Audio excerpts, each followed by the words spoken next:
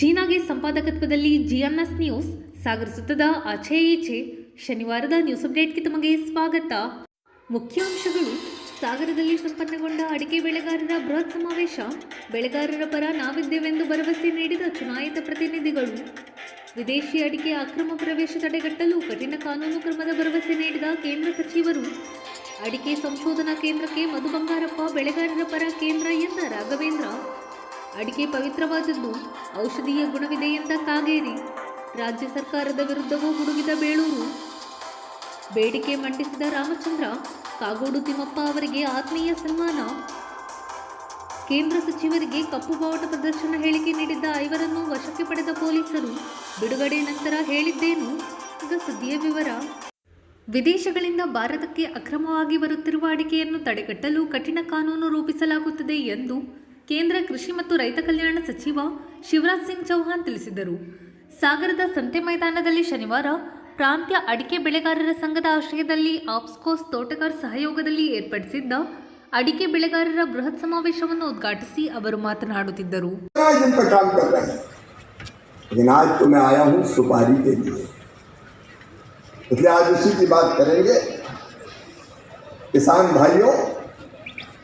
भारत दुनिया का सबसे बड़ा सुपारी उत्पादक देश है। कुल आड़ के नट के उत्पादन में, प्रोडक्शन में 63% भागीदारी हमारी है।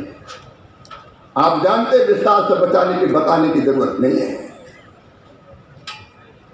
मैंने पिछले साल पता किया था, लगभग 58,664 करोड़ रुपए की सुपारी हमारे यहाँ लगभग पिछले साल हुई थी और लगभग 60 लाख हमारे फार्मर्स किसान सुपारी उत्पादन के काम में लगे हुए हैं, आर्गेनिक के उत्पादन के काम में लगे हुए हैं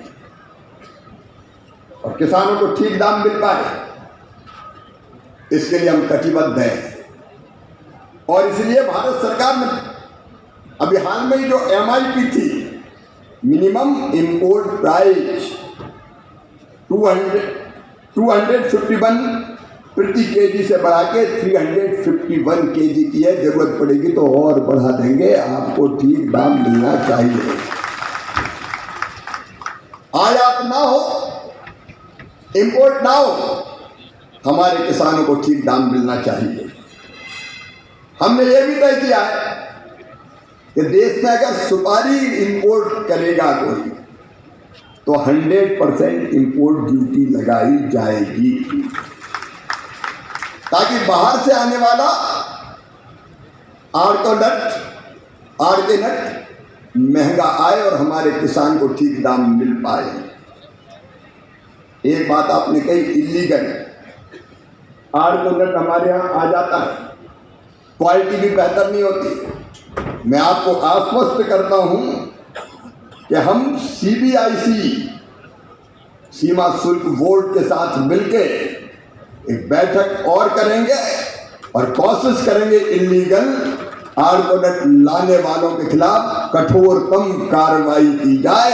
इसको रोकने में हम कोई कसर नहीं छोड़ेंगे। हम जानते हैं पिछले दिनों हैवी रेन्स के कारण आर्गोनट को बहुत नुकसान हुआ है। कई तरह की नई बीमारियां आ गई हैं। वैसे ICR लगातार कोशिश कर रहा नई वैरायटी की, ऐसे प्लांट की जिसमें वायरस ना हो, रोग रहित हो। आगे भी जितने शोध की जरूरत होगी, रिसर्च की जरूरत होगी, करेंगे।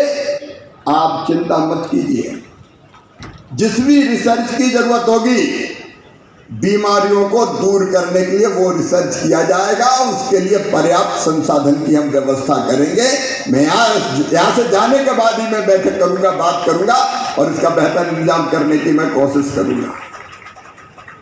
अभी BILD और लीफ स्पॉट जैसी जो रोग है, बीमारियां हैं, उस पर राष्ट्रीय वैज्ञानिक समिति बनी, नेशनल साइंटिस्ट कमेटी। और ये जो बीमारी होती है LSD और BILD, इसको रोकने के लिए उन्होंने दौरा भी किया, आपके साथ परामर्श भी किया और उन्होंने इन बीमारियों को रोकने के लिए जो उपाय सुझाए हैं, जो सिफारिशें की है, उनको जमीनी स्तर पर लागू करने के लिए मुझे एमपी साहब ने भी मिलकर चिट्ठी दी थी। जो योजना बनाई है मैं आज ही उस पर अनाउंस कर रहा हूं, केंद्र सरकार का हिस्सा 67 करोड़ हम इसी बजट में प्रावधान करके लागू करेंगे। होगी तो केंद्र सरकार भी करेगा, राज्य सरकार के मंत्री यहाँ बैठे हुए हैं, मधु जी और बाकी टीम, आप राज्य सरकार से भी बात कीजिए। केंद्र और राज्य मिलकर दोनों किसानों के संकट से उबार के ले जाए, ये हमारी ड्यूटी है। इसमें कोई सरकार आड़े नहीं आती, किसकी है, आप भी करो हम भी करें, आधा हमारा आधा तुम्हारा, क्या फर्क पड़ता है। किसानों का पूरा फायदा होना चाहिए, किसानों को पूरा लाभ होना चाहिए, तो इस पर भी हम लोग काम करेंगे।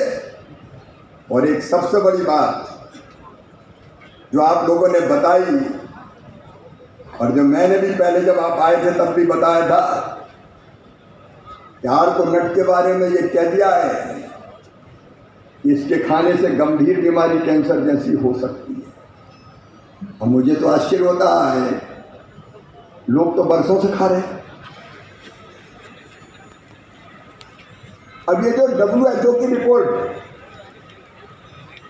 इस पर पूरे रिसर्च की जरूरत है और उसके लिए आपकी जानकारी में है कमेटी अलग अलग हमने अखिल भारतीय आयुर्विज्ञान संस्थान की AIIMS, सेलुलर और आणविक जीव विज्ञान केंद्र CCMB, भारतीय विज्ञान संस्थान IISc, ऐसे 16 राष्ट्रीय और राज्य स्तरीय संस्थानों को लगाया है कि रिसर्च करो और रिपोर्ट सबमिट करो सुप्रीम कोर्ट में भी और WHO के भी, कि इससे कैंसर, ये बात गलत फैलाई जाती जो मुझे लगता है, लेकिन हमको औपचारिक रिपोर्ट चाहिए। देखिए आर्कोनट का दोष क्या है, अगर किसी भी फल में या सब्जी में जहर मिला दो तो खाने वाला मर ही जाएगा। अगर मिलावट होगी, कोई और चीज मिलाओगे तो अलग बात है, वो जो चीज मिला रहे उसका असर हो सकता है, लेकिन आर्कोनट में ऐसा कोई दोष नहीं है। समिति रिसर्च कर रही है, पूरा काम कर रही है और मैं भी लगातार उनके संपर्क में रहूंगा, लगातार उनके साथ संवाद करूंगा और हम कोशिश करेंगे कि जल्दी वो रिपोर्ट आ जाए ताकि आर्कोनट के बारे में जो भ्रांतियां फैली है, जो संदेह पैदा हुए हैं, वो दूर किए जा सके और किसान आर्कोनट की खेती आसानी से कर सके। किसान भाइयों और बहनों, हमारे मित्रों ने अनेकों और इशूज पे यहाँ बातचीत की है। मैं आपको आश्वस्त करता हूँ कि जितने विषय आपने केंद्र सरकार से संबंधित उठाए हैं, चाहे वो MSP पे खरीदी के हो, अलग अलग फसलों के मेज सहित वो MSP पे खरीदी भी करेंगे। कर्नाटक में दालें पल्सेस काफ़ी होती है, हम तुअर, उड़द और मसूर लेंटिल जैसी पूरी की पूरी फसल 100% MSP के पे खरीदेंगे। आप चिंता मत कीजिएगा, आपको ठीक दाम मिले इसकी हम लोग भरपूर कोशिश करेंगे।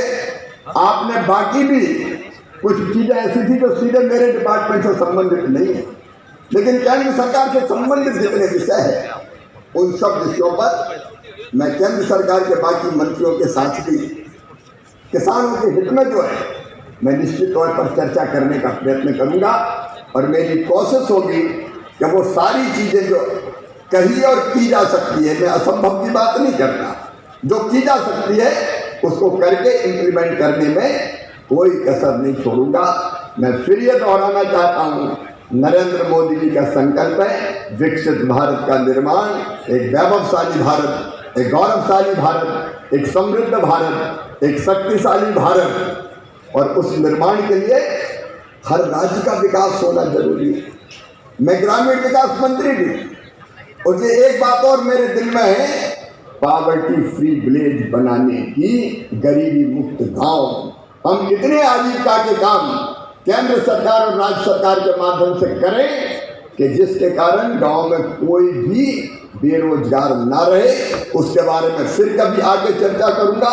लेकिन जब आज शिमोगा जिले में आया हूँ, सागर में आया हूँ, तो मैं येदियुरप्पा जी को जरूर याद करना चाहूँगा। उन्होंने किसानों के कल्याण में कोई कसर नहीं रखी। पहले मुख्यमंत्री थे जो अलग से कृषि बजट लेके आए थे, देश में पहली बार येदियुरप्पा जी लेके आए थे। मैंने उनसे प्रेरणा लेके कृषि कैबिनेट मध्य प्रदेश में बनाई थी, अलग किसानों के लिए कैबिनेट होगी। जब मैं मध्य प्रदेश का मुख्यमंत्री हुआ करता था, आज उनके कर्मभूमि में आया हूँ, तो उनको भी मैं याद कर रहा हूँ। अच्छा होता मजप्पा घोषवाले जी आए थे, वो भी होते, लेकिन वो बीमार है, वो जल्दी स्वस्थ हो, इसकी प्रार्थना करता हूँ। और सभी किसान भाइयों को फिर मैं कहना चाहता हूँ, मैं मंत्री मतलब कोई बड़ा आदमी नहीं हूँ, मैं तो आपका सेवक हूँ। आपकी सेवा करके अपनी जिंदगी मुझे सफल करना है, और ये जितने मुद्दे आपने उठाए हैं, एक एक पे काम करेंगे। और हर मंगलवार को, एवरी ट्यूसडे, मैं किसानों से मिलने के लिए उपलब्ध रहता हूँ। लेकिन मैं जानता हूँ कर्नाटक से किसानों का आना बहुत कठिन है, और इसलिए जब आप बुलाओगे तो मामा फिर चला आएगा। मैं दूर थोड़ी, एक आध दो घंटे की फ्लाइट से मैं आ सकता हूँ, लेकिन कभी कभी आप भी आए, मुझसे कोई परहेज ना रखे। मैं सरकार के मित्रों से भी कह रहा हूँ, राज्य सरकार के, तो मुझसे कोई परहेज रखने की जरूरत नहीं है। कर्नाटक की जनता के भलाई के लिए जो काम होगा, केंद्र की सरकार मोदी जी के नेतृत्व में करेगी। आपने सागर में बुलाया, ये तो प्रेम का सागर है। इतना प्यार आपने दिया। मेरी बहनें सुपारी जब निकाल रही थी, और सुपारी की आज आपने आइसक्रीम खिलाई, मैं पूरे देश में सुपारी की आइसक्रीम की चर्चा करूंगा। और मुझे मध्य प्रदेश की बहनें भैया ही कहती है, और बेटा बेटी कहते हैं मामा। मामा जानते हैं ना, जो सिस्टर का ब्रदर होता है वो मामा। मैं मंत्री थोड़ी हूँ, मैं तो मामा हूँ, और आपकी सेवा के लिए हूँ। आज आपके बीच में आकर मुझे बहुत अच्छा लगा। बहुत बहुत धन्यवाद, प्रणाम, नमस्कार। फिर कभी आऊंगा। बोलिए भारत माता की जय, भारत माता की जय, सागर की जनता की। ಜಿಲ್ಲಾ ಉಸ್ತುವಾರಿ ಸಚಿವ ಮಧು ಬಂಗಾರಪ್ಪ, ಸಂಸದ ಬಿವೈ ರಾಘವೇಂದ್ರ, ಸಂಸದ ವಿಶ್ವೇಶ್ವರ ಹೆಗಡೆ ಕಾಗೇರಿ ಕಾರ್ಯಕ್ರಮದ ಅಧ್ಯಕ್ಷತೆ ವಹಿಸಿ, ಶಾಸಕ ಹಾಗೂ ಅರಣ್ಯ ಕೈಗಾರಿಕಾ ಅಭಿವೃದ್ಧಿ ನಿಗಮದ ಅಧ್ಯಕ್ಷ ಗೋಪಾಲಕೃಷ್ಣ ಬೇಳೂರು, ಪ್ರಾಂತ್ಯ ಅಡಿಕೆ ಬೆಳೆಗಾರರ ಸಂಘದ ಅಧ್ಯಕ್ಷ ವಾಶಂ ರಾಮಚಂದ್ರ ಭಟ್ ಮಾತನಾಡಿ, ಅಂತ ಹೇಳಿದ್ರೆ ಈ ಪ್ರಾಂತ್ಯದಲ್ಲಿ, ಯಾಕಂದ್ರೆ ಈಗ ಕಾಗೋಡು ತಿಮ್ಮಪ್ಪಾಜಿ ಅವರು ಇದ್ದಾರೆ ಅಲ್ಲಿ ಸ್ಟೇಜ್ ಮೇಲೆ, ಇವತ್ತೇನಾದ್ರು ಭೂ ಹಕ್ಕನ್ನು ಕೊಡ್ತಕ್ಕಂಥ ವ್ಯವಸ್ಥೆ ಏನಾದ್ರು ಕಾಗೋಡು ತಿಮ್ಮಪ್ಪಾಜಿ ಅವ್ರು ಮಾಡಲಿಲ್ಲ ಅಂದರೆ ಈ ಸಮಾವೇಶ ಆಗ್ತಾನೆ ಇರಲಿಲ್ಲ ಅಂಥೇಳಿ ನನ್ನ ಭಾವನೆ. ಆ ಹೋರಾಟದ ಮೂಲಕ ಭೂ ಹಕ್ಕನ್ನು ಕೊಡ್ತಕ್ಕಂಥ ಕೆಲಸ ಕಾಗೋಡು ತಿಮ್ಮಪ್ಪಾಜಿ ಅವರು ಮಾಡಿದ್ರು, ಮತ್ತು ಮುಂದಿನ ಸರ್ಕಾರಗಳು ಅವರಿಗೆ ಸಹಕಾರ ಮಾಡ್ತಕ್ಕಂಥ ಕೆಲಸವನ್ನು ಕೂಡ ಮಾಡ್ಕೊಂಡು ಬಂದಿದ್ದಾರೆ. ಆದರೆ ಇವತ್ತು ಈ ಭಾಗದಲ್ಲಿ ವಿಶೇಷವಾಗಿ, ಯಾಕೆಂದರೆ ಇವತ್ತು ಅಡಿಕೆ ಬೆಳಿಬೇಕು ಅಂತ ಹೇಳಿದರೆ ನಿಮಗೆ ನೀರಿನ ವ್ಯವಸ್ಥೆ ಬೇಕಾಗ್ತದೆ. ಆದರೆ ಇಷ್ಟು ದೊಡ್ಡ ಮಟ್ಟಕ್ಕೆ ನೀವು 30-40 ವರ್ಷದ ಹಿಂದಿನಿಂದ ಇವತ್ತುವರೆಗೂ ನೀವು ಏನಾದ್ರು ನೋಡಿದರೆ, ಇಡೀ ರಾಜ್ಯದಲ್ಲಿರ್ತಕ್ಕಂಥ ರೈತರಿಗೆ ಆ ವಿಶ್ವಾಸವನ್ನು ಕೊಟ್ಟಿರ್ತಕ್ಕಂಥವ್ರು ಯಾರು ಅಂತ ಹೇಳಿದರೆ ಸನ್ಮಾನ ಬಂಗಾರಪ್ಪಾಜಿಯವರು ಫ್ರೀ ಕರೆಂಟನ್ನು ಕೊಟ್ಟಿರ್ತಕ್ಕಂಥದ್ದನ್ನು ನೆನಪು ಮಾಡಬೇಕಾಗ್ತದೆ. ಸರ್ಕಾರದಿಂದ ಕೊಡೋದ್ರಿಂದ ಆ ಚಿಂತನೆ ಭಾಳ ಮುಖ್ಯ ಆಗ್ತದೆ. ಅದನ್ನು ಮುಂದಿನ ಸರ್ಕಾರದವರು ಅವ್ರು ಮಾಡ್ಕೊಂಡು ಬಂದರು, ಇಲ್ಲ ಅಂತೇಳಿ ಹೇಳಲ್ಲ. ಯಾಕೆಂದರೆ ಇವತ್ತು ಕೂಡ ನಾವು ಸುಮಾರು 27,000 ಕೋಟಿ ರೈತರ ಪರವಾಗಿ ನಿಮ್ಮ KEB ಬಿಲ್ನ ನಾವು ಕಟ್ತೀವಿ. ನಾವು ರೈತರ ಪರವಾಗಿ ಒಬ್ಬೊಬ್ಬರು ನೀವು ಒಂದೊಂದು ಪಂಪ್ ಸೆಟ್ಟಿಗೆ ಏನಾದರೂ ಬಿಲ್ ಹಾಕಕ್ಕೆ ಮಾಡಿದರೆ 32 ವರ್ಷದಲ್ಲಿ ಲೆಕ್ಕ ಹಾಕಿ ಕೂತ್ಕೊಂಡ್ರೆ ನೀವು ನಿಜವಾಗ್ಲೂ ಕಟ್ಟಕ್ಕಾಗುತ್ತೋ ಇಲ್ಲೋ ಇದ್ದೀನಿ ಅಂತ ಹೇಳಿದ್ರೆ, ವೇದಿಕೆ ಮೇಲೆ ಗೋಪಾಲಕೃಷ್ಣ ಅವರು ಇದ್ದಾರೆ, ಹಾಲಪ್ಪ ಅವರು ಇದ್ದಾರೆ. 2007ರಲ್ಲಿ ಅನಿಸುತ್ತೆ. Sir, my father was LP also, because the prices were very low, somewhere around about 7,000 rupees or something like that. At that time, Bangarappaji spoke to Mulayam Singh Yadavji, because most of the factories were at the UP, and the UP government was Mr. Mulayam Singh Yadavji was the chief minister, and they organized a very nice meeting in the leadership of Sri late Amar Singh Ji, and he had sent everybody he bought the flight ticket for everybody, made a meeting with all the factory people. That time you reach, back to your stay, it will be doubled From 7,000, I think it went to 14,000 within one day. Mr. Bangarappaji had done. That is the reason why. ಅದನ್ನು ಯಾಕೆ ನಾನು ಹೇಳೋದು ಏನಂತ ಹೇಳಿದರೆ, ನಾನು ಅವ್ರಿಗೆ ಹೇಳ್ತಾ ಇದ್ದೆ, ಬಂಗಾರಪ್ಪ ಅವರು 2007ರಲ್ಲಿ ಅನಿಸುತ್ತೆ, 2007 ಗೋಪಾಲ್ ಕೃಷ್ಣ ಅವರು 2006 ಕರ್ತೂರು ದಿನೇಶ್ ಅಂತ ಹೇಳಿದ್ದಾರೆ. ಆವಾಗ ಭಾಳ ಕಮ್ಮಿ ಇತ್ತು, ಭಾಳ ಫ್ಲಕ್ಚುಯೇಷನ್ ಆಗೋದು ನಿಮ್ದೆಲ್ಲ ಅಡಿಕೆ ಪ್ರೈಸ್. ಅದಕ್ಕೆ ಬಂಗಾರಪ್ಪ ಅವರು ಅಂದರೆ ನಮ್ಮ ತಂದೆಯವರು ಏನು ಮಾಡಿದರು, ಡೆಲ್ಲಿಯಲ್ಲಿ ಅಮರ್ ಸಿಂಗ್ ಅವರು, ನಾವು ಸಮಾಜವಾದಿ ಪಕ್ಷದಲ್ಲಿ ಇದ್ವಿ ಅನಿಸುತ್ತೆ, ನನಗೆ ಅದು ಸರಿ ಗೊತ್ತಿಲ್ಲ ಅಷ್ಟೊಂದು. ಅಮರ್ ಸಿಂಗ್ ಅವ್ರ ನೇತೃತ್ವದಲ್ಲಿ ಒಂದು ಕಾರ್ಯಕ್ರಮ ಮಾಡಿ ಫ್ಯಾಕ್ಟ್ರಿ ಅವ್ರನ್ನೆಲ್ಲರನ್ನು ಕರೆಸಿ, ನೋಯ್ಡಾದಲ್ಲಿ ಫ್ಯಾಕ್ಟ್ರಿ ಅವ್ರನ್ನೆಲ್ಲ ಕರೆಸಿ ಅವಾಗ ಒಂದು ಪ್ರಾಮಿಸ್ ಮಾಡಿದ್ರು, ನೀವು ವಾಪಸ್ ನಿಮ್ಮ ರಾಜ್ಯಕ್ಕೆ ಹೋಗೋಷ್ಟಿಗೆ ಈ ಪ್ರೈಸ್ ಡಬಲ್ ಆಗುತ್ತೆ ಅಂತ ಹೇಳಿ ಅವತ್ತು 14,000 ರೂಪಾಯಿ ನೀವು ವಾಪಸ್ ಬರೋದಕ್ಕೆ ಮಾಡಿರ್ತಕ್ಕಂಥದ್ದನ್ನು ಈ ಸಭೆಯಲ್ಲಿ ನಾನು ನೆನಪನ್ನು ಮಾಡಲಿಕ್ಕೆ ಇಷ್ಟಪಡ್ತೀನಿ. ಯಾಕೆಂದರೆ ಯಾರು ನಿಮಗೆ ಸಹಕಾರ ಮಾಡಿರ್ತಾರೆ, ಯಾಕೆಂದರೆ ನಿಮಗೆ ಶಕ್ತಿ ಕೊಟ್ಟಿದ್ದೀರಿ. ಬಡವ್ರ ಕೈಯಲ್ಲಿ ಏನಾದ್ರು ಕಾರ್ಗಿರಿದೆ ಅಂತ ಹೇಳಿದರೆ, ತೋಟ ಮಾಡ್ಕೊಂಡಿದ್ದೀರಿ ಅಂತ ಹೇಳಿದರೆ, ಆ ಫ್ರೀ ಪುಕ್ಷಟೆ ಕರೆಂಟ್ ಅಂತ ಅನ್ನೋಂಥ ಒಬ್ಬೊಬ್ಬರು ರೈತರು ಕೂಡ ನೀವು ನೆನ್ಪಿಡ್ಕೊಳ್ಬೇಕಾಗುತ್ತೆ. ಅದರಿಂದ ಇವತ್ತು ರೈತರ ಜೀವನವನ್ನು ಸಾಗಿಸ್ತಾ ಇದ್ದಾರೆ. ಎಲ್ಲರೂ ಮಾಡಿದ್ದಾರೆ, ನಾನು ಅದು ಇದು ಅಂತ ಹೇಳೋದಕ್ಕೆ ಹೋಗೋದಿಲ್ಲ sir. I will make it very short because time is also very short. My friend Mr. Ramvendra has told all the issues. The only one thing, sir, in 2014 there was a promise given for the research center at Tirthalli, which was not. I will not going for politicizing the situation at all. I think since Aracanut growers are very large in number in our state and especially in Shimoga, I think we stand in the whole country the first place, sir. In the whole country, Shivamogga district number 1 ಇದ್ದೇವೆ ನಾವು ಅಡಿಕೆ ಬೆಳೆಗಾರರಲ್ಲಿ. ಇವತ್ತು ಎಲ್ಲರೂ ಕೂಡ lot of people are converting from growing paddy to even betel nut also. So it is increasing day by day. We need a research center because all the diseases what are there he has already explained, so I am not going for more details. What was promised, if that was done, I think it will be a great help, sir, and that has to be done at the earliest from on behalf of state government. Sir, on behalf of state government, anything we have to do on behalf of that, we are always there with the central government and we will do the best for the people what they have done. ನಾನು ಏನಂತ ಹೇಳಿದೆ ಅಂದರೆ 2014ರಲ್ಲಿ promise ಮಾಡಿದ್ರು. ಯಾಕೆ ನಾನು ಜಾಸ್ತಿ ರಾಜಕಾರಣ ಮಾಡೋದಕ್ಕೆ ಹೋಗೋದಿಲ್ಲ, ಅಂಥ ವೇದಿಕೆ ಅಲ್ಲ ಇದು. ಯಾಕೆಂದರೆ ನೀವು ಒಂದು ಪ್ರೀತಿ ವಿಶ್ವಾಸದಿಂದ ನೀವು ಮಾಡಿರ್ತೀರಿ. 2014ರಲ್ಲಿ ಸಂಶೋಧನಾ ಕೇಂದ್ರವನ್ನು ಮಾಡ್ತೀವಿ ಅಂತೇಳಿ ಏನು ಮಾತು ಕೊಟ್ಟಿದ್ರಿ, ದಯವಿಟ್ಟು ಅದನ್ನು ಮಾಡಿ. ಯಾಕೆಂದರೆ ಇಡೀ ದೇಶದಲ್ಲಿ ಹೈಯೆಸ್ಟ್ ಗ್ರೋವರ್ಸ್ ಎಲ್ಲಿದ್ದಾರೆ, ಎಲ್ಲಿ ಬೆಳೆ ಬೆಳೀತಾ ಇದ್ದಾರೆ ಅಂತ ಹೇಳಿದರೆ ಅದು ಶಿವಮೊಗ್ಗ ಡಿಸ್ಟಿಕ್ಟಲ್ಲಿ ಇರೋದ್ರಿಂದ ಆ ಮಾತನ್ನು ಉಳಿಸ್ತಕ್ಕಂಥ ಕೆಲಸವನ್ನು ನಮ್ಮ ರೈತರ ಪರವಾಗಿ ಮಾಡಿ, ಅದಕ್ಕೆ ರಾಜ್ಯ ಸರ್ಕಾರದಿಂದ ಏನೇನಾಗಬೇಕು ಅದನ್ನು ನಾನು ಮುಂಚೂಣಿಯಲ್ಲಿದ್ದು ನಾನು ಮಾಡ್ತಕ್ಕಂಥ ಜವಾಬ್ದಾರಿಯನ್ನು ನಾನು ಕೂಡ ಮತ್ತು ಗೋಪಾಲ್ ಕೃಷ್ಣ ಅವರು ನಾವೆಲ್ಲರೂ ಕೂಡ ನಾವು ಮಾಡ್ತೀನಿ ಅಂತಕ್ಕಂಥ ಮಾತನ್ನು ನಾನು ಈ ಸಂದರ್ಭದಲ್ಲಿ ನಾನು ಹೇಳಲಿಕ್ಕೆ ಇಷ್ಟಪಡ್ತೀನಿ. ನಾನು ಮಾತಾಡೋದು 2007ರಲ್ಲಿ if I am right sir, Mysuru there is a CFTRI. Honourable our leader Kagadu Timmappaji, when he was health minister, there was a certificate which was done. We will try to provide it, sir, or you can ask your officers to get it also. CFTRI had given a clear this thing saying that betel nut, arachidonut is not injurious to health. When it is mixed with other things which are very dangerous, that has to be taken care. ನಾನು ಹೇಳಿದ 2002ರಲ್ಲಿ ಕಾಗಡು ತಿಮ್ಮಪ್ಪಾಜಿ ಅವರು health ministry ಇರಬೇಕಾದ್ರೆ SM Krishna ಅವರು ಇದರೊಳಗೆ CFTRI ಅಂತ ಹೇಳಿ ಬರ್ತದೆ, ಮೈಸೂರಲ್ಲಿ ಇರ್ತದೆ. ಆ CFTRIಯಿಂದ ಅವರು ಸರ್ಟಿಫಿಕೇಟ್ನ ತರಿಸಿದ್ರು. ಅದನ್ನು ಮತ್ತೆ ತರಿಸಿ ಮತ್ತೆ ತೋರಿಸ್ಕೊಂಡು ಮತ್ತೆ ಅದನ್ನು ಪರಿಶೀಲನೆ ಮಾಡಿ ನಮ್ಮ ರೈತರ ಪರವಾಗಿ ಏನು ಅಡಿಕೆ ಹಾನಿಕರ ಅಂತ ಇದೆ, ಇನ್ಮೇಲೆ ಅಡಿಕೆ ಹಾನಿಕರ ಅಲ್ಲ ಅಂತೇಳಿ ಯೂನಿಯನ್ ಗೌರ್ಮೆಂಟ್ ಅವರು ಅದನ್ನ ಅನೌನ್ಸ್ ಮಾಡಬೇಕು ಅಂತೇಳಿ ನಾನು ಅವರಿಗೆ ಮನವಿಯನ್ನು ನಮ್ಮ ಪರವಾಗಿ ನಾನು ಮಾಡ್ತಕ್ಕಂಥ ಕೆಲಸವನ್ನು ನಾನು ಮಾಡಿದ್ದೀನಿ ಸರ್. ಪಾರ್ಲಿಮೆಂಟಲ್ಲಿ ಇರ್ಬೋದು, ವಿಶೇಷವಾಗಿ ನಮ್ಮ ಗೌರವಾನ್ವಿತ ಮಂತ್ರಿಗಳ ಕಚೇರಿಗೆ ಹೋದಾಗಿರ್ಬೋದು, ಈಗ ಒಟ್ಟಿಗೆ ಬರಬೇಕಾದರೂ ಕೂಡ ಅನೇಕ ವಿಚಾರಗಳನ್ನು ತಿಳಿಸುವಂಥ ಪ್ರಯತ್ನ ಮಾಡಿದ್ದೀನಿ. ಹೆಚ್ಚಿಗೆ ಹೇಳಲಿಕ್ಕೆ ಅವಶ್ಯಕತೆ ಇಲ್ಲ.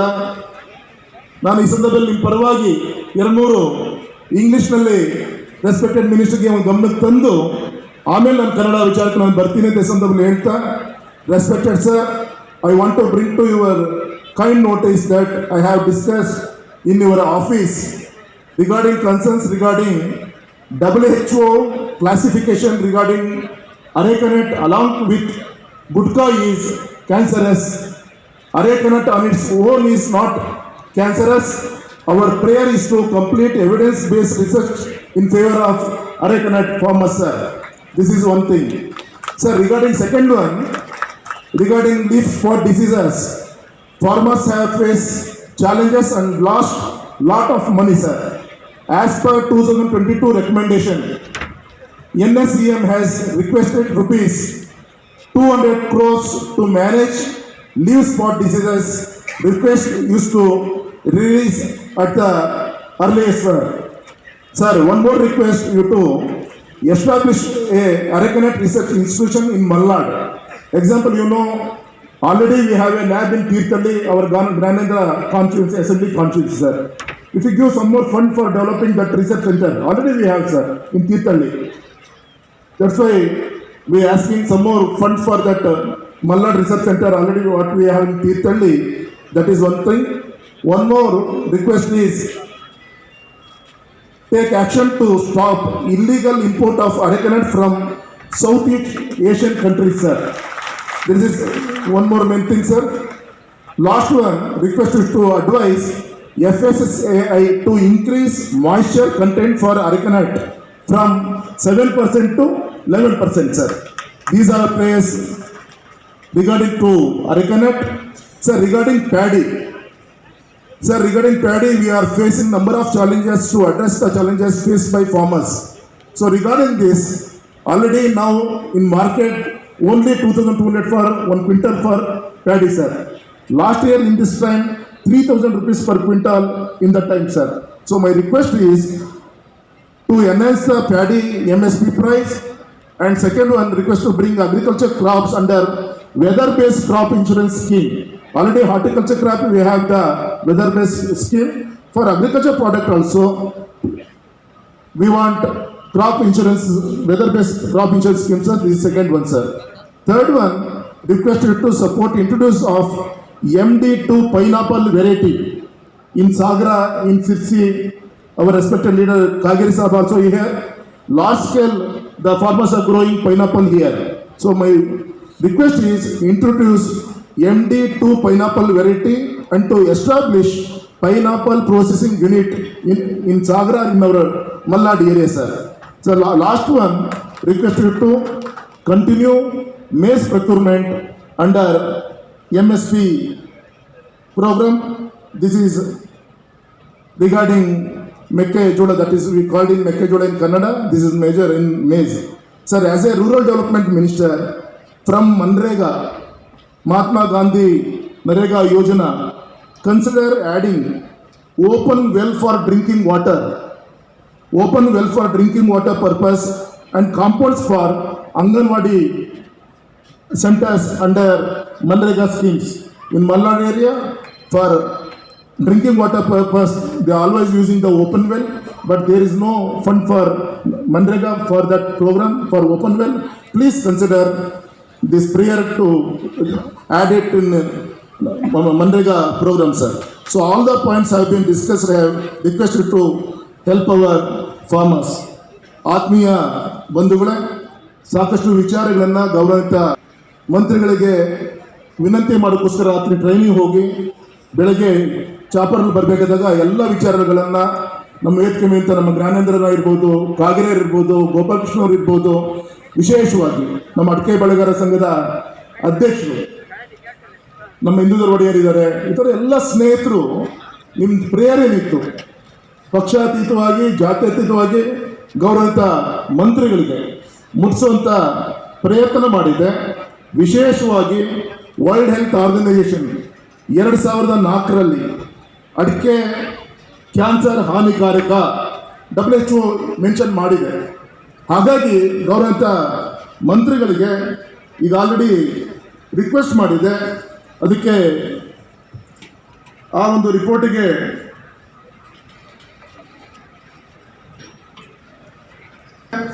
ಒಂದು ಟೀಮನ್ನು ಬಿಲ್ಡಪ್ ಮಾಡಬೇಕು. ಈಗ already regarding central government filed affidavit in the supreme court.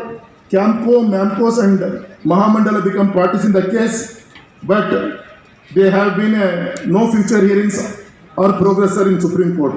So regarding this evidence-based research on arecanut and human health, this study brings together 16 national and state level agencies.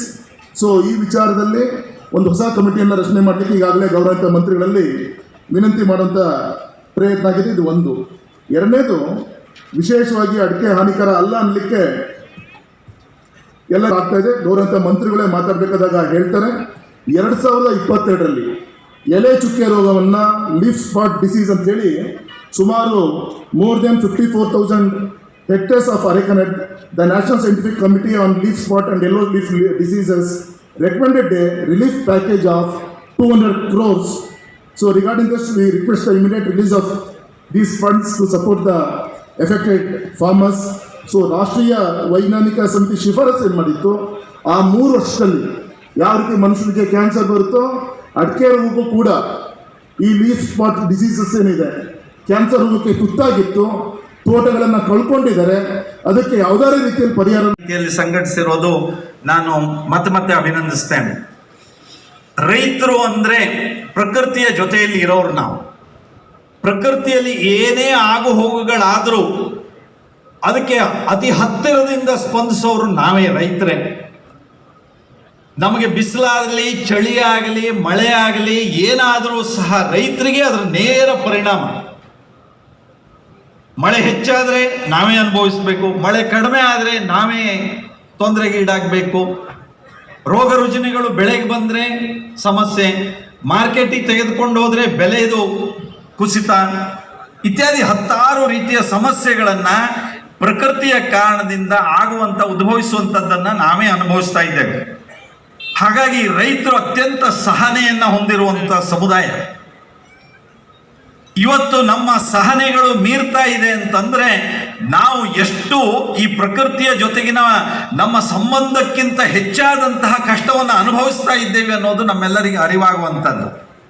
ಆ ಹಿನ್ನೆಲೆಯಲ್ಲಿ ರಾಜ್ಯ ಕೇಂದ್ರ ಸರ್ಕಾರಗಳು ನಮ್ಮ ಬೇಡಿಕೆಗಳಿಗೆ ಇನ್ನೂ ಹೆಚ್ಚು ತುರ್ತಾಗಿ, ಇನ್ನೂ ಹೆಚ್ಚು ಗಂಭೀರವಾಗಿ ಸ್ಪಂದಿಸೋದಕ್ಕೆ ಮುಂದಾಗಬೇಕಾಗಿದೆ.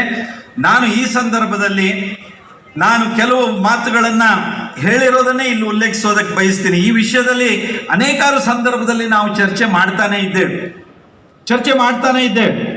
ನಮ್ಮ ಆರ್ಗ ಜ್ಞಾನೇಂದ್ರ ಅವರು ಅಡಿಕೆ ಟಾಸ್ಕ್ ಫೋರ್ಸಿನ ಅಧ್ಯಕ್ಷರಾಗಿ ಕೆಲಸ ಮಾಡಿರುವಂಥವ್ರು ಇದ್ದಾರೆ, ನಮ್ಮ ಕ್ಯಾಂಪ್ಕೋ ಅಧ್ಯಕ್ಷರಿದ್ದಾರೆ, ಅನೇಕ ಸಂಘ ಸಂಸ್ಥೆಯ ಪ್ರಮುಖರು ತಾವು ಈ ಕ್ಷೇತ್ರದಲ್ಲಿ ಕೆಲಸ ಮಾಡೋರು ಇದ್ದೀರಿ.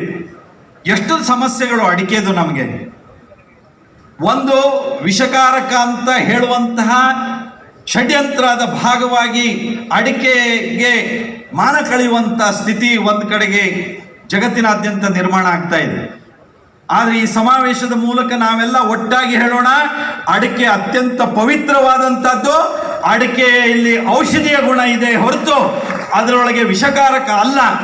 ಸಿಗರೇಟ್ ಇತ್ಯಾದಿಗಳ ಲಾಬಿಯಿಂದಾಗಿ ಅದು ವಿಷಕಾರಕ ಅನ್ನುವಂಥ ಒಂದು ಷಡ್ಯಂತ್ರದ ಪ್ರಯತ್ನ ನಡೀತಾ ಇದ್ದರೆ ಕೇಂದ್ರ ಸರ್ಕಾರ, ರಾಜ್ಯ ಸರ್ಕಾರ, ನಾವು ಬೆಳೆಗಾರರು ಅದನ್ನು ವೈಜ್ಞಾನಿಕವಾಗಿ ಅದು ವಿಷಕಾರಕ ಅಲ್ಲ ಅನ್ನೋದನ್ನು ತಿಳಿಸೋದಕ್ಕೆ ಪ್ರಯತ್ನ ಮಾಡೋಣ. ನಾನು ಈ ಸಂದರ್ಭದಲ್ಲಿ ಕೇಂದ್ರದ ಪ್ರಧಾನಮಂತ್ರಿ ನರೇಂದ್ರ ಮೋದಿಜಿಯವರನ್ನ, ಶಿವರಾಜ್ ಸಿಂಗ್ ಚೌಹಾಣ್ ಅವರನ್ನ ಅಭಿನಂದಿಸ್ತೇನೆ. ಯಾಕೆಂದರೆ ನಮ್ಮ ಕಾಸರಗೋಡು ಸಂಸ್ಥೆಗೆ 10 ಕೋಟಿ ರೂಪಾಯಿಯನ್ನ ಅಡಿಕೆ ವಿಷಕಾರಕ ಅಲ್ಲ ಅನ್ನೋದನ್ನು ಅಧ್ಯಯನ ಮಾಡೋದಕ್ಕೋಸ್ಕರವಾಗಿ ಕೊಟ್ಟು ಅದಕ್ಕೆ ಬೇಕಾದಂಥ ಮೂಲಭೂತ ಕೆಲಸ ಇವತ್ತು ಪ್ರಾರಂಭ ಆಗಿದೆ. ನಾವು ಸುಮ್ಮನೆ ಕೊಡ್ತಿಲ್ಲ. ಅದು ಸುಪ್ರೀಂ ಕೋರ್ಟಿಗೆ ಇದುವರೆಗೆ ಬೇರೆ ಬೇರೆ ರೀತಿಯ ಅಧ್ಯಯನದ ವರದಿಗಳನ್ನು ಕೊಟ್ಟಿದ್ದರು.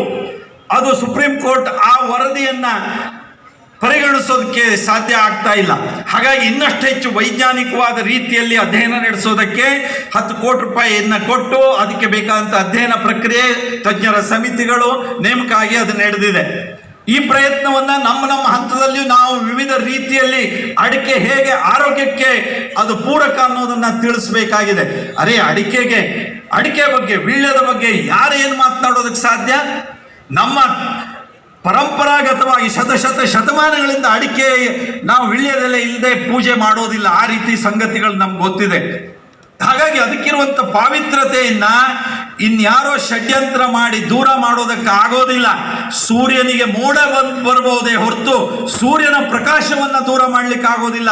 ಅಡಿಕೆಗೆ ಈ ರೀತಿಯ ಆರೋಪವನ್ನು ಹೊರಿಸಬಹುದೇ ಹೊರತು ಅಡಿಕೆಗಿರುವಂಥ ಪಾವಿತ್ರತೆಯನ್ನು ಕಡಿಮೆ ಮಾಡಲಿಕ್ಕೆ ಆಗೋದಿಲ್ಲ ಅನ್ನುವಂಥ ನಂಬಿಕೆ ನಮ್ಮಲ್ಲಿ ಬೇಕು.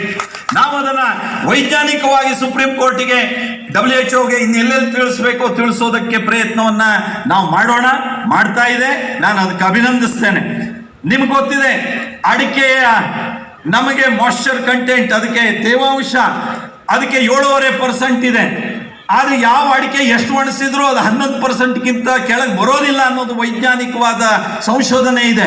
ಹಾಗಾಗಿ ಅದನ್ನು 11% ಅಂತ ಗುರುತಿಸಬೇಕು ಅಂತ ನಾವು ನಮ್ಮ ಪ್ರಯತ್ನವನ್ನು ನಾವು ಮಾಡ್ತಾ ಇದ್ದೇವೆ. ಇದಲ್ಲದೆ ಇವತ್ತಿನ ಸಮಾವೇಶದಲ್ಲಿ ನಮ್ಮೆಲ್ಲರ ಬೇಡಿಕೆ ವಿದೇಶದಿಂದ ಅಡಿಕೆ ಬರೋದನ್ನು ನಿಲ್ಲಿಸಬೇಕು ಅನ್ನುವಂಥದ್ದು ಬಹಳ ಮುಖ್ಯವಾದಂಥ ಒಂದು ಬೇಡಿಕೆ ಇದೆ. ಕೇಂದ್ರ ಸರ್ಕಾರ ನಿರಂತರವಾಗಿ ವಿದೇಶದಿಂದ ಅಡಿಕೆ ಬರೋದನ್ನು ನಿಲ್ಲಿಸ್ತಾ ಇದೆ, ಆದರೆ ಕದ್ದು ತರ್ತಾ ಇದ್ದಾರೆ. ಎಲ್ಲಿವರೆಗೆ ದುರಂತ ಎಲ್ಲಿವರೆಗೆ ಬೆಳೆದು ಬಂದಿದೆ ಅಂದರೆ ನಮ್ಮೂರಿನಲ್ಲಿರುವಂಥ ಕೋಆಪರೇಟಿವ್ ಸೊಸೈಟಿಗಳು ಅಥವಾ ಅದಕ್ಕಿಂತ ಹೆಚ್ಚಾಗಿ ಕೋಆಪರೇಟಿವ್ ಸೊಸೈಟಿಗಳ ಬಗ್ಗೆ ಇನ್ನೂ ಆ ರೀತಿ ಮಾತುಗಳು ಕೇಳಿಲ್ಲ. ಆದರೆ ಅದಕ್ಕಿಂತ ಹೆಚ್ಚಾಗಿ ಅನೇಕ ಖಾಸಗಿ ವ್ಯಕ್ತಿಗಳು ವಿದೇಶದಿಂದ ಅಡಿಕೆ ತಂದು ನಮ್ಮ ಅಡಿಕೆ ಜೊತೆಗೆ ಮಾರೋದಕ್ಕೆ ಮುಂದಾಗಿ ನಮ್ಮ ಅಡಿಕೆಗೆ ಗೌರವ ಕಡಿಮೆ ಆಗ್ತಾ ಇರೋದನ್ನು ನೋಡಿದ್ದೀವಿ. ನಾನು ವ್ಯಾಪಾರಸ್ಥರಲ್ಲೂ ವಿನಂತಿ ಮಾಡಿಕೊಳ್ತೀನಿ, ನಮ್ಮ ಅಡಿಕೆಗಿರುವಂಥ ಗೌರವವನ್ನು ಕಾಪಾಡುವುದಕ್ಕೆ ನೀವು ಸರಿಸಮವಾಗಿ ಜವಾಬ್ದಾರಿ. ಹಾಗಾಗಿ ವಿದೇಶದಿಂದ ಕದ್ದು ತಂದು ಇಲ್ಲಿ ನಮ್ಮ ಅಡಿಕೆ ಜೊತೆಗೆ ಸೇರಿಸುವ ಪ್ರಯತ್ನ ನಮ್ಮಿಂದ ಆಗಬಾರ್ದು. ನಮ್ಮೂರಿನಲ್ಲಿ ಯಾರಾದರೂ ವಿದೇಶದಿಂದ ತರ್ತಾ ಇದ್ದಾರೆ ಅಂದರೆ ಅವ್ರ ವಿರುದ್ಧ ಧ್ವನಿ ಎತ್ತೋದಕ್ಕೆ ರೈತರು ಮತ್ತು ವ್ಯಾಪಾರಸ್ಥರು ನಾವೆಲ್ಲ ಕಾರಣೀಕರ್ತರಾಗಬೇಕು, ಸಂಘ ಸಂಸ್ಥೆಯವರು ಅಂತ ನಾನು ಕೇಳ್ಕೊಳ್ತೀನಿ. ಬಂಧುಗಳೇ, ನಮ್ಮ ಕರ್ನಾಟಕದಲ್ಲಿ ಅದು ಮಲೆನಾಡಿನಲ್ಲಿ ಅಡಿಕೆಯನ್ನು ಅತಿ ಹೆಚ್ಚು ಬೆಳೀತಿರುವಂಥ ನಮ್ಮ ಮಲೆನಾಡಿನ ಅಡಿಕೆ ಬೆಳೆಗಾರರ ರಕ್ಷಣೆಗಾಗಿ ಕೇಂದ್ರ ಮತ್ತು ರಾಜ್ಯ ಸರ್ಕಾರ ನಾವು ಗಟ್ಟಿಯಾಗಿ ನಿಲ್ಲಬೇಕನ್ನೋದೇ ನನ್ನ ಉದ್ದೇಶ ಅಷ್ಟೇ. ಅದು ಮತ್ತೆ ನಾನು ಹೇಳಲಿಕ್ಕೆ ಹೋಗುದಿಲ್ಲ. ಇವತ್ತು ಅಡಿಕೆ ಬೆಳೆಗಾರರ ಸಂಕಷ್ಟ ಬಹಳಷ್ಟಿದೆ. ಇವತ್ತು ಎಲೆ ಚುಕ್ಕೆ ರೋಗದಿಂದ ಸುಮಾರು 5 ವರ್ಷ ಆಗ್ತಾ ಬಂತು ಎಲೆ ಚುಕ್ಕೆ ರೋಗ ಬಂದು. ಆ ಎಲೆ ಚುಕ್ಕೆ ರೋಗದಿಂದ ಇವತ್ತು ನಮ್ಮ ನಿಟ್ಟೂರು ಆ ಭಾಗದ ಜನರು ಇವತ್ತು ತತ್ತರಿಸಿ ಹೋಗಿದ್ದಾರೆ. ಕೊನೆ ಕೊಯ್ಲಿಕ್ಕೆ ಇವತ್ತು ಅವರಿಗೆ ಏನೂ ಇಲ್ಲ. ಅಲ್ಲಿ ಅವರ ಮಕ್ಕಳ ಮದುವೆ ಮಾಡಬೇಕು, ಮನೆ ಕಟ್ಟಬೇಕು, ಇಂಥ ಪರಿಸ್ಥಿತಿಯಲ್ಲಿ ಇವತ್ತು ಅವರು ತುಂಬ ಆತ್ಮಹತ್ಯೆ ಮಾಡುವಂಥ ಪ್ರಕರಣದಲ್ಲಿ ಕೂತಿದ್ದಾರೆ ಬಂಧುಗಳೇ. ಇವತ್ತು ಅದರ ಜೊತೆಗೆ ಎಲೆ ಚುಕ್ಕೆ ರೋಗಗಳು ಹಮ್ಮಿಕೊಂಡಿದೆ. ಅದರ ಜೊತೆಗೆ ಈ ಕೊಳೆ ರೋಗ, ಈ ವರ್ಷನ ಮಹಾರಕ ಕೊಳೆ ರೋಗದಿಂದ ಈ ವರ್ಷ ಅಡಿಕೆ ಬೆಳೆ ಅರ್ಧಕ್ಕೆ ನಿಂತು ಹೋಗಿದೆ ಬಂಧುಗಳೇ. ಇವತ್ತು ನೋವಾಗುತ್ತೆ. ಯಾಕಂದ್ರೆ ಒಂದು 50,000-40,000 ಅಡಿಕೆ ರೇಟ್ ಇದರಿಂದ ಸ್ವಲ್ಪ ತಾವು ಗಟ್ಟಿಯಾಗಿರ್ಬೋದು ಅಂತ ತಿಳ್ಕೊಂಡಿದ್ದೀರಿ ಈ ಭಾಗದವರು. ಆ ಭಾಗದ ಜನರು ಕಣ್ಣೀರು ವರ್ಷದಂತ ಪರಿಸ್ಥಿತಿ ನಾವು ಮಾಡಬೇಕಾಗಿದೆ ಇವತ್ತು ಬಂಧುಗಳೇ. ಯಾಕೆ ಆಗ್ತಾ ಇಲ್ಲ ಅನ್ನೋದು ಇವತ್ತು ಯೋಚನೆ ಮಾಡಬೇಕಾಗಿದೆ. ಇಲ್ಲಿಯ ತಜ್ಞರು ಇವತ್ತು ನಮ್ಮ VC ಅವರು ಜಗದೀಶ್ ಅವರು ಇಲ್ಲೇ ಇದ್ದಾರೆ. ಅವ್ರು ಎಷ್ಟು ಜನ ತಜ್ಞರು ಕರ್ಕೊಬಂದು ಏನೇ ಟ್ರೀಟ್ಮೆಂಟ್ ಕೊಟ್ಟರು ಯಾವುದೇ ಆದರೂ ಅಲ್ಲಿ ಆಗ್ತಾ ಇಲ್ಲ, ಪ್ರಯೋಜನ ಇಲ್ಲ. ನಾನು ಮಾನ್ಯ ಕೇಂದ್ರ ಸಚಿವರಿಗೆ ರಾಘವೇಂದ್ರ ಅವರಿಗೆ ಹೇಳೋದಿಷ್ಟೇ, ರಾಜ್ಯದಿಂದ ಏನು ಪ್ರಯೋಜನ ಆಗಲ್ಲ. ಕೇಂದ್ರದ ತಜ್ಞರು ಬಂದು ಇವತ್ತೇನು 9 ಕೋಟಿ ರೂಪಾಯಿ ನೀವು ಇವತ್ತು ಕೇರಳದಲ್ಲಿ ನೀವು ಹಾಕಿದ್ರೆ ಎಷ್ಟು ಅದು ಬೇರೆ ಅಡಿಕೆ ಹಾನಿಕರಿಗೆ. ಇಲ್ಲಿ ತಜ್ಞರನ್ನು ಕರೆಸಿ ವರ್ಷಗಟ್ಟಲೆ ಇಲ್ಲಿ ಅಲ್ಲನ್ನ ಪರಿಶೀಲನೆ ಮಾಡಬೇಕು. ಆ ರೋಗ ಯಾವುದಕ್ಕಾಗಿ ಬಂದಿದೆ, ಇಲ್ಲಿಂದ ಈಗ ವರ್ಷಕ್ಕಿಂತ ಈಗ ಬಂದ್ಬಿಟ್ಟಿದೆ. ಕೋಗಾರಿಂದ ಮುಗಿಸಿದ್ದು ಈ ಕಡೆ ಬಂದಿದೆ, ಇನ್ನು ಸ್ವಲ್ಪ ದಿನದಲ್ಲಿ ನಿಮ್ಮ ಕಡೆನೂ ಬರುತ್ತೆ. ಇಂಥ ಮಾರಕ ರೋಗ ನಾವು ಹೋಗ್ಬೇಕಾದ್ರೆ ತಜ್ಞರ ಬೇಕಾಗುತ್ತೆ. ಇವತ್ತು ಅಂತ ತಜ್ಞರನ್ನ ಕೇಂದ್ರ ಸರ್ಕಾರ ನೇಮಿಸಬೇಕು. ರಾಜ್ಯ ಸರ್ಕಾರದಲ್ಲಿ ಹೇಳಾಯ್ತು. ಇವತ್ತು ನಮ್ಮ ಮಂತ್ರಿಗಳು ತೋಟಗಾರಿಕೆ ಮಂತ್ರಿ ಮಲ್ಲಿಕಾರ್ಜುನ ಬರಬೇಕಾಗಿತ್ತು. ಇವತ್ತು ನಾವು ಅವ್ರು ಕರೆದು ಬಂದಿದ್ದೀವಿ, ಅವ್ರು ಬರ್ತೀನಿ ಅಂತ ಹೇಳಿದ್ರು.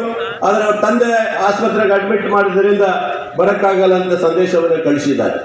ನಾನು ಹೇಳಿದ ರಾಜ್ಯ ಸರ್ಕಾರಕ್ಕೂ ನಾನು ಎಚ್ಚರಿಕೆ ಕೊಡುವಂಥದ್ದು ಇಷ್ಟೇ. ಮಧು ಬಂಗಾರಪ್ಪನವ್ರು ಇಲ್ಲೇ ಇದ್ದಾರೆ. ಇವತ್ತು ರೈತರ ಪರವಾಗಿ ಯಾರು ಧ್ವನಿ ಎತ್ತಿಲ್ಲ ಅಂತ ಹೇಳಿದ್ರೆ ನಾ ಸರ್ಕಾರಕ್ಕೂ ಬಿಡೋದಿಲ್ಲ. ನಾನು ರೈತರ ಪರವಾಗಿ ನಾನು ಹೇಳ್ತೇನೆ. ಇವತ್ತು ಯಾತಕ್ಕಾಗಿ ಇರಬೇಕಾದ ಅಂತ ಸರ್ಕಾರಗಳು ಅಂತ ಹೇಳಬೇಕಾಗುತ್ತೆ ನನಗೆ. ಇವತ್ತು ಬಹಳ ಕಷ್ಟ ಇದೆ. ಇವತ್ತು ಆ ಪರಿಸ್ಥಿತಿ ಹೋಗಿ ನೋಡ್ಬೇಕು. ಇವತ್ತು ಎಲ್ಲರೂ ಹೋಗಿ ನೋಡ್ಬೇಕು. ಇವತ್ತು ಎಲ್ಲರೂ ಕೇಂದ್ರ ಸರ್ಕಾರ ರಾಜ್ಯ ಸರ್ಕಾರದವರು ನೀವು ಮಾಡಬೇಕು.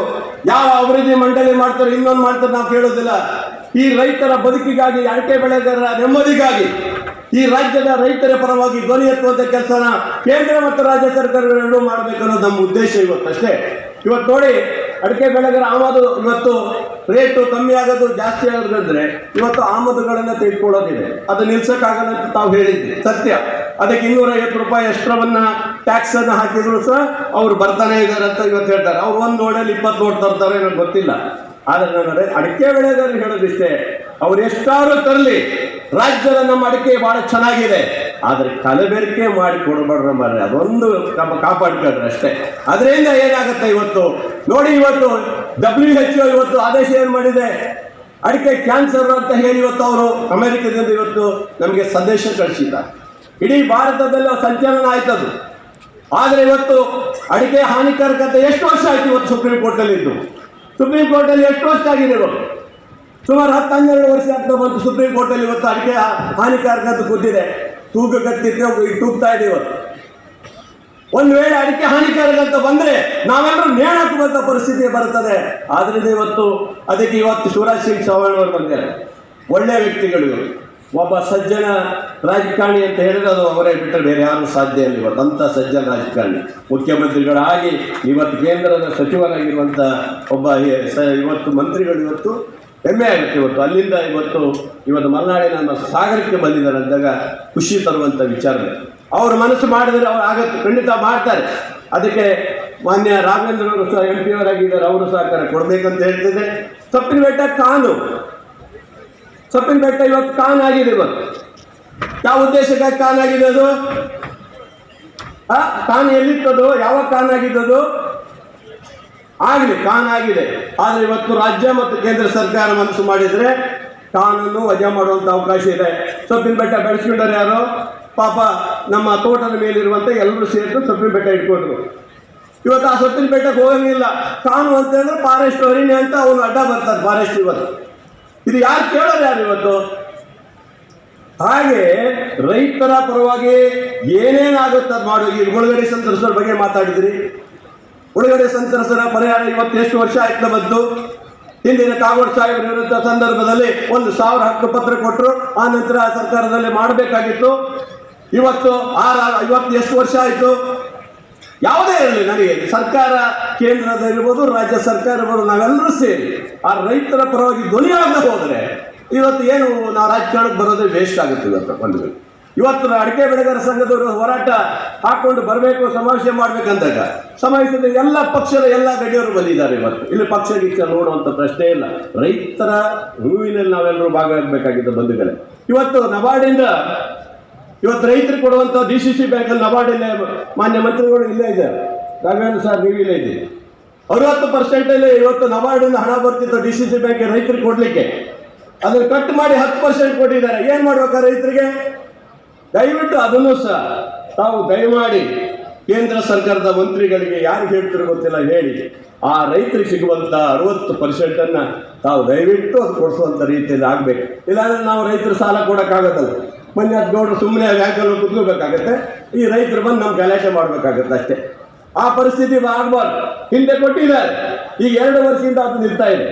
ಅದು ಆಗಬಾರ್ದು ಅನ್ನೋದು ನಮ್ಮ ಉದ್ದೇಶ ಬಂಧುಗಳೇ ಇವತ್ತು. ಹಾಗಾಗಿ ಇವತ್ತು ಅಡಿಕೆ ಬೆಳೆಗಾರರ ಸಮಾವೇಶವನ್ನು ನಮ್ಮ ವಾಸಿಂ ರಾಮಚಂದ್ರ ಭಟ್ರು ಅವರ ನೇತೃತ್ವದ ಹಿಂದಿನ ಸಾರಿ ಮಳೆ ಇರಲಿಲ್ಲ, ಬರಗಾಲ ಬಂತು. ಆವಾಗ ಅಡಿಕೆ ತೋಟಗಳು ಭಾಳಷ್ಟು ಹಾನಿ ಆಯಿತು. ಈ ವರ್ಷ ಮಳೆ ಬಂತು 30 ವರ್ಷದ ಇತಿಹಾಸದ ಮಳೆ ಈ ವರ್ಷ ಬಂದು ಹೊಡೆದು ಇಡೀ ನಮ್ಮ ರೈತರ ತೋಟ ಎಲ್ಲ ಹಾಳಾಗಿ ಹೋಯ್ತು, ಸರ್ವನಾಶ ಆಗಿ ಹೋಯ್ತು. ಇವತ್ತು ನಮ್ಮ ಮಿನಿಸ್ಟ್ರಿಗೆ ಹೋಗಿ ಹೇಳಿದರೆ ತೋಟದಲ್ಲಿ ಕೊಳೆ ರೋಗ ಬಂದಿದೆ ಅಂದಾಗ ಆಯಿತು ಬ್ರದರ್ ಮಾಡ್ತೀನಿ ಅಂತಾರೆ. ಅವಾಗ ಯಾವ ಮಾಡ್ತಾರೋ ಗೊತ್ತಿಲ್ಲ. ಕೊಳೆ ರೋಗಕ್ಕೆ ಏನು ಈಗ ಸುಮಾರು 17 ಕೋಟಿ ಏನು ಕೊಟ್ಟಿದ್ದೀನಿ ಅಂತ ನೀವಲ್ಲ ಮಂತ್ರಿಗಳು, ತೋಟಗಾರಿಕೆ ಮಂತ್ರಿಗಳು ಮೊದಲ ನಿಮ್ಮ ಬಗ್ಗೆ ಹೇಳಿದ್ದಲ್ಲ, ಮತ್ತೆ ನೀವು ತಪ್ಪು ತಿಳ್ಕೊಬಿಟ್ಟಿರಲ್ಲ. ಅದಲ್ಲ, ತೋಟಗಾರಿಕೆ ಮಂತ್ರಿಗಳು ಅವ್ರಿಗೆ ಪಾಪ ಅವ್ರಿಗೆ ಏನಾಗಿದೆ, ಈ ಮಂತ್ರಿಗಳು ಕೊಡ್ಬೇಕಾದ್ರೆ ಯೋಚನೆ ಮಾಡಬೇಕು. ಫಾರೆಸ್ಟ್ ಇಲಾಖೆ ಅಂದರೆ ಯಾರಿಗೆ ಕೊಡಬೇಕು? ಫಾರೆಸ್ಟ್ ಎಲ್ಲಿದೆ ಅಂಥವ್ರಿಗೆ ಇಲಾಖೆಗೆ ಕೊಡು.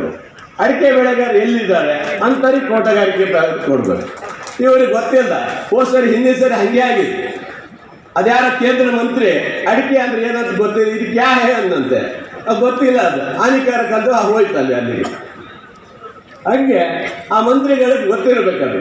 ಅದು ಗೊತ್ತಿಲ್ಲದ ಪರಿಸ್ಥಿತಿ ಹಿಂಗಾದರೆ ನಮ್ಮ ರೈತರು ನೇಣಾಕುವಂಥ ಪರಿಸ್ಥಿತಿ ಬಂದುಬಿಡ್ತದೆ. ಅದಾಗಬಾರ್ದು ಸ್ನೇಹಿತರೆ ಇವತ್ತು.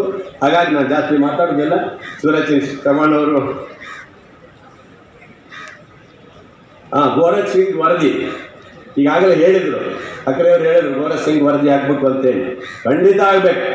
ಮನಮೋಹನ್ ಸಿಂಗ್ ಅವರ ಆಡಳಿತದಲ್ಲಿ ಕೇಂದ್ರ ಸರ್ಕಾರದ ದೇಶದ ಪ್ರಧಾನಮಂತ್ರಿ ಆದ ಸಂದರ್ಭದಲ್ಲಿ 1,75,000 ಕೋಟಿಯನ್ನು ರೈತರ ಪರವಾಗಿ ಇಟ್ಟರು ಅವರು. ಆದರೆ ಗೋರಖ್ ಸಿಂಗ್ ವರದಿ ಆದರೆ ನಮ್ಮ ಬೆಳೆಗಾರರಿಗೆ ಅನುಕೂಲ ಆಗ್ಬೋದು. ಅದನ್ನು ಸಹ ಮಾನ್ಯ ಮಂತ್ರಿಗಳು ಅದನ್ನು ಪರಿಗಣಿಸಬೇಕಂತೇಳಿ ಅವರ ವರದಿಯಲ್ಲಿ ಕೊಟ್ಟಿದ್ದಾರೆ. ಇವೆಲ್ಲವನ್ನ ಇಟ್ಕೊಂಡು ನಮ್ಮ ರೈತರ ಪರವಾಗಿ ನಾವೆಲ್ಲರೂ ಮಾಡುವಂತೆ ಆಗಬೇಕು.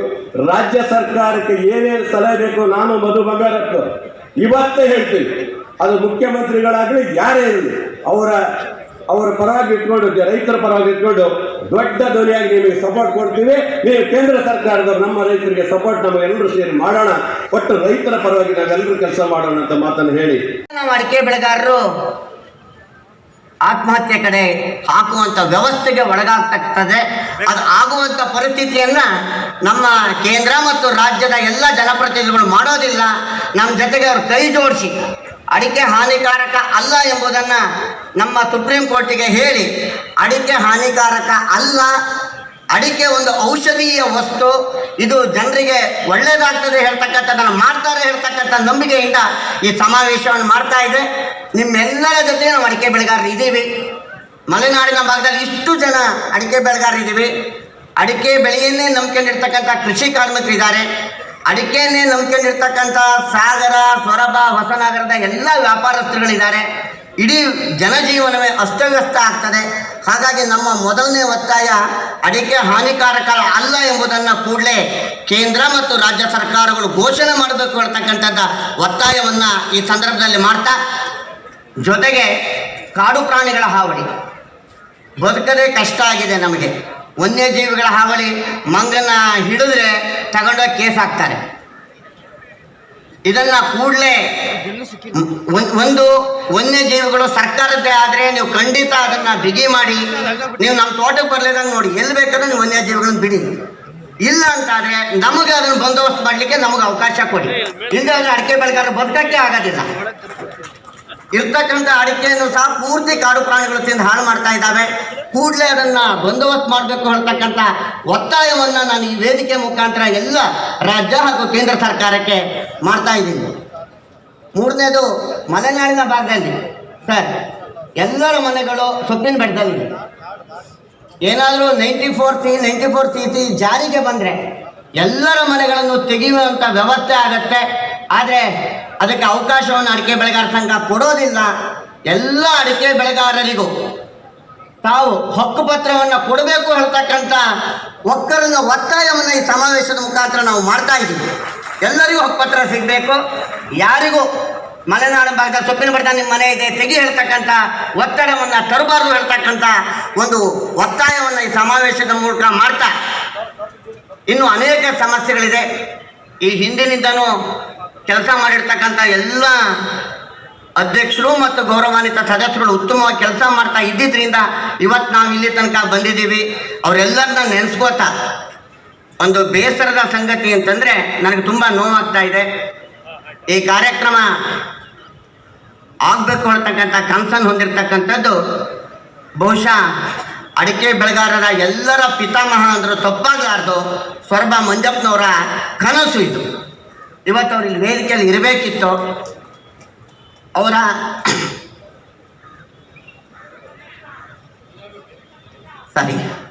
ಅವರ ಅನಾರೋಗ್ಯದಿಂದ ಇವತ್ತು ಬರ್ಲಿಕ್ಕೆ ಆಗ್ತಾ ಇಲ್ಲ ಅವರಿಗೆ.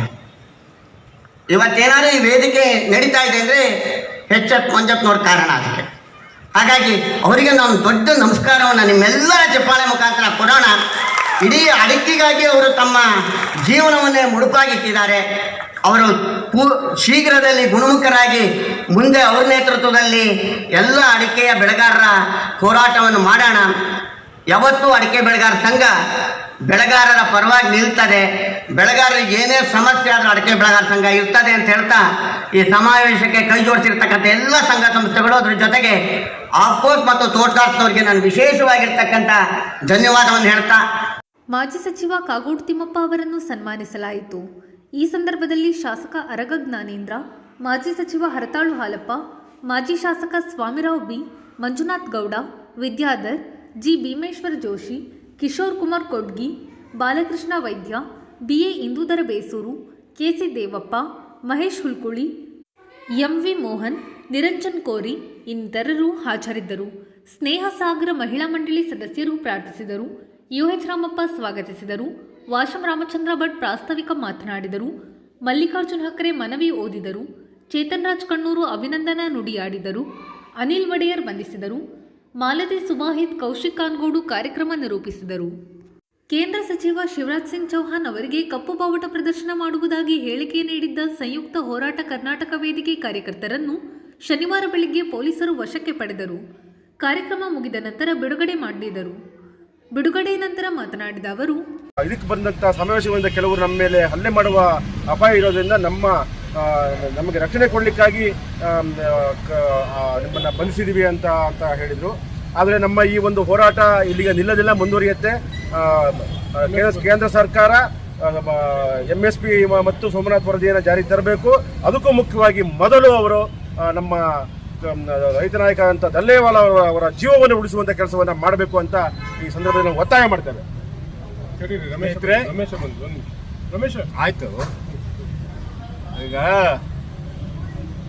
55 ದಿವಸ ಆಯ್ತು ಈಗ ನಮ್ಮ ರೈತ ನಾಯಕ ದಲೇವಾಲ ಅವರು ಆಮರಣ ಅಂತ ಉಪವಾಸ ಮಾಡ್ತಿದ್ದಾರೆ. ಕನಿಷ್ಠ ಬೆಂಬಲ ಬೆಲೆನ ಜಾರಿ ಮಾಡಬೇಕು ಕೇಂದ್ರ ಸರ್ಕಾರ, ಸ್ವಾಮಿನಾಥನ್ ವರದಿನ ಜಾರಿ ಮಾಡಬೇಕು ಅನ್ನೋದೇ ಮಹಾ ದೊಡ್ಡ ಬೇಡಿಕೆ ಇಟ್ಕೊಂಡು. ಆದರೆ ಕೃಷಿ ಸಚಿವರು ಮತ್ತು ರೈತ ಹಿತರಕ್ಷಣಾ ಸಚಿವರು ಅಂತೇಳಿ ಏನು ಬೋರ್ಡ್ ಹಾಕ್ಕೊಂಡಿದ್ದಾರೆ ಕೇಂದ್ರ ಸರ್ಕಾರ, ಕೇಂದ್ರ ಸಚಿವರು ಇವತ್ತು ಬಂದವರು ಅಡಿಕೆ ಸಮ್ಮೇಳನಕ್ಕೆ ಬಂದಿದ್ದಾರೆ. ಅವರಿಗೆ ನಾವು ಇವತ್ತು ಕಪ್ಪು ಬಾವುಟ ಪ್ರದರ್ಶನದಿಂದ ಯಾಕೆ ಸ್ವಾಗತ ಮಾಡಿದ್ವಿ ಅಂತಂದರೆ, ನಮ್ಮ ದಲೇವಾಲ ಅವ್ರನ್ನ ಜೀವ ಉಳಿಸಿ 55 ದಿವಸ ಆಯಿತು. ಪಾಪ ಅವ್ರನ್ನ ಏನು ಈ ಕೇಂದ್ರ ಸರ್ಕಾರ ಆಗಲಿ ಸಚಿವರಾಗಲಿ ಕೆರೆ ಅಂದಿಲ್ಲ ಇವರಿಗೂ. ಆದ್ದರಿಂದ ಅವರು ಅದನ್ನು ಜಾರಿ ಮಾಡ್ಕೊಂಡು ಬರಬೇಕು, ಅವರು ಜೀವ ಉಳಿಸ್ಕೊಂಡು ಬರಬೇಕು. ಅಲ್ಲಿವರೆಗೂ ನಿಮಗೆ ಕಪ್ಪು ಬಾವುಟನೇ ಪ್ರದರ್ಶನ ಮಾಡ್ತೀವಿ ಅಂಥೇಳಿ ನಾವು ಕರ್ನಾಟಕ ರಾಜ್ಯ ರೈತ ಸಂಘ ಮತ್ತು ಸಂಯುಕ್ತ ಹೋರಾಟ ಕರ್ನಾಟಕ ಸಂಘಟನೆ ಕರೆ ಕೊಟ್ಟಿದೆ. ಆ ಪ್ರಕಾರ ನಾವೆಲ್ಲ ಇವತ್ತು ಪ್ರತಿಭಟನೆ ಮಾಡೋಕ್ಕೆಲ್ಲ ತಯಾರು ಮಾಡ್ಕೊಂಡಿದ್ವಿ. ಆದರೆ ಪೊಲೀಸರು ನಾವು ಇರೋ ಜಾಗವನ್ನು ಹುಡುಕೊಂಡು ಬಂದು ನಮ್ಮನ್ನೆಲ್ಲ ಮೊದಲೇ ಅಡ್ವಾನ್ಸ್ ಆಗಿ ಅರೆಸ್ಟ್ ಮಾಡಿದರು. ಮುಂದಿನ ದಿನದಲ್ಲಿ ಚಾರ್ವಾಕ ರಾಘವೇಂದ್ರ ಮತ್ತು ನಿಮ್ಮ ನೇತೃತ್ವದಲ್ಲಿ ಯಾವ ಥರದ ಹೋರಾಟ ಮಾಡ್ತೀವಿ?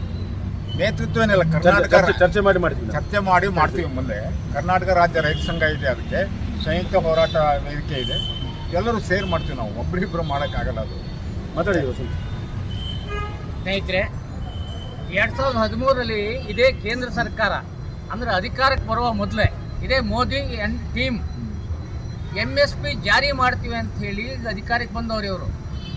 MSP ಅಂದರೆ ರೈತರಿಗೆ ಕನಿಷ್ಠ ಬೆಂಬಲ ಬೆಲೆ. ಅಧಿಕಾರಕ್ಕೆ ಬರ್ತಿದ್ದಂಗೆ ಮರ್ತೋದ್ರು. ಇವತ್ತು ಹೊತ್ತಾಗಿ ಮೋದಿ 3.0 ಅಧಿಕಾರಕ್ಕೆ ಬಂದಿದೆ. ಇವತ್ತು ಇನ್ನೂ ಅವರು ಜಾರಿ ಮಾಡೋದಲ್ಲ, ಆ ಒಂದು ಬೇಡಿಕೆಗಾಗಿ ಒತ್ತಾಯಕ್ಕಾಗಿ ಸುಮಾರು 750 ಜನ ಸತ್ತೋದ್ರು ರೈತರು. ಈಗ ರೈತ ನಾಯಕ ದಲ್ಲೇವಾಲ ಹೋರಾಟ ಪ್ರಾರಂಭ ಮಾಡಿದ್ದಾರೆ. ಅವರ ಹೋರಾಟ ಅವರ ಅಮರಣ ಅಂತ ಜೀವ ಇರಲಿವರೆಗೂ ಹೋರಾಟ ಮಾಡ್ತಾರೆ. ಅದೇ ರೀತಿ ಅವರೊಂದಿಗೆ ಅನೇಕ ರೈತರು ಈ ದೇಶದ ರೈತರಿಗಾಗಿ ಆತ್ಮಾರ್ಪಣೆ ಮಾಡ್ಕೊಳ್ಳಿಕ್ಕೆ ರೆಡಿಯಾಗಿದ್ದಾರೆ ಅನ್ನೋ ವಿಚಾರವನ್ನು ಹೇಳಲಿಕ್ಕೆ ಇಷ್ಟಪಡ್ತೀನಿ. ಅದರ ಜೊತೆಗೆ ಇನ್ನು ಮುಂದೆ ಇವತ್ತು ಶಿವರಾಜ್ ಸಿಂಗ್ ಚೌಹಾಣ್ಗೆ ನಾವು ಏನು ಪ್ರತಿಭಟನೆ ಮಾಡಿದೀವೋ ಇದೇ ರೀತಿ ದೇಶಾದ್ಯಂತ ಕೇಂದ್ರದ ಎಲ್ಲ ಸಚಿವರಿಗೂ ಎಲ್ಲ ಕಾರ್ಯಕ್ರಮಗಳು ಕಪ್ಪು ಬಾವುಟದ ಒಂದು ಪ್ರದರ್ಶನವನ್ನು ಮಾಡ್ತೀವಿ ಅಂತ ಹೇಳಿ ಈ ಮಟ್ಟದಲ್ಲಿ ಘಂಟಾಘೋಷವಾಗಿ ನಾವು ಕರ್ನಾಟಕ ರಾಜ್ಯ ರೈತ ಸಂಘ, ಸಂಯುಕ್ತ ಹೋರಾಟ ಕರ್ನಾಟಕ, ಸಂಯುಕ್ತ ಕಿಸಾನ್ ಮೋರ್ಚಾ ಇಂಡಿಯಾ ಎಲ್ಲ ಸೇರಿ ಮಾಡ್ತೀವಿ ಅನ್ನೋ ಮಾತನ್ನ ಇಲ್ಲಿ ಹೇಳಲಿಕ್ಕೆ ಇಷ್ಟಪಡ್ತೀವಿ. ಸ್ನೇಹಿತರೆ, ಕೇಂದ್ರ ಸರ್ಕಾರದ ಧೋರಣೆಯನ್ನು ಖಂಡಿಸಿ ಈ ದಿವಸ ಕರ್ನಾಟಕ ರಾಜ್ಯ ರೈತ ಸಂಘದಿಂದ ನಾವು ಪ್ರತಿಭಟನೆಯನ್ನು ಹಮ್ಮಿಕೊಂಡಿದ್ವಿ. ರೈತರಿಗೆ ಕನಿಷ್ಠ ಬೆಂಬಲ ಬೆಲೆಯನ್ನು ಘೋಷಣೆ ಆಗಬೇಕು, ಪ್ರೊಫೆಸರ್ MS ಸ್ವಾಮಿನಾಥನ್ ವರದಿಯನ್ನು ಕೂಡಲೇ ಜಾರಿಗೊಳಿಸಬೇಕು ಅಂಥೇಳಿ ಬೇಡಿಕೆಯನ್ನಿಟ್ಟು ನಾವು ಈ ದಿವಸ ಬಂದಂಥ ಅಡಿಕೆ ಬೆಳೆಗಾರರ ಸಮಾವೇಶಕ್ಕೆ ಬಂದಂಥ ಕೇಂದ್ರ ಕೃಷಿ ಮಂತ್ರಿ ವಿರುದ್ಧ ಕಪ್ಪು ಬಾವುಟದ ಪ್ರದರ್ಶನಕ್ಕೆ ತಯಾರಾಗಿದ್ವಿ. ಆದರೆ ಇಲ್ಲಿನ ಪೊಲೀಸ್ನವರು ನಮ್ಮನ್ನು ಬಂಧಿಸಿ ಈಗ ಬಿಡುಗಡೆಗೊಳಿಸ್ತಾ ಇದ್ದಾರೆ. ಮುಂದಿನ ದಿನಗಳಲ್ಲಿ ನಾವು ನಮ್ಮ ಕರ್ನಾಟಕ ರಾಜ್ಯ ರೈತ ಸಂಘ ಚರ್ಚೆ ಮಾಡಿ ಯಾವ ರೀತಿಯ ಹೋರಾಟ ಮಾಡಬೇಕು ಅಂಥೇಳಿ ತೀರ್ಮಾನಿಸಿ ಕಾರ್ಯಗತವನ್ನು ಗೊಳಿಸ್ತೇವೆ. ಮುಂದಿನ ದಿನಗಳಲ್ಲಿ ನಾವು ಜೈಲಿಗೆ ಹೋಗೋರು ಸಿದ್ಧ. ನಮಸ್ಕಾರ ಬಂಧುಗಳೇ, ಇದು ಶನಿವಾರದ ಸಮಗ್ರ ಸುದ್ದಿ. ನಿರಂತರ ಸುದ್ದಿಗಾಗಿ ನೋಡ್ತಾ ಇರಿ GNS ನ್ಯೂಸ್. ನಮಸ್ಕಾರ.